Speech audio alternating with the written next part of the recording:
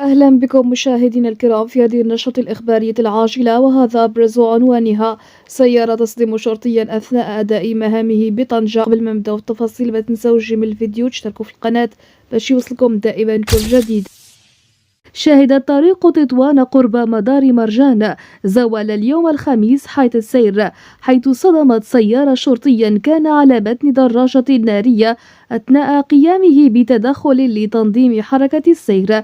الحادث وقع نتيجة اصطدام عنيف أسفر عن إصابات متفاوتة الخطورة للشرطي، مما استدعى نقله على وجه السرعة إلى قسم المستعجلات بواسطة سيارة إسعاف تابعة للوقاية المدنية. وقد فتحت المصالح الأمنية المختصة تحقيقا في ملابسات الحادث لتحديد الأسباب والمسؤوليات.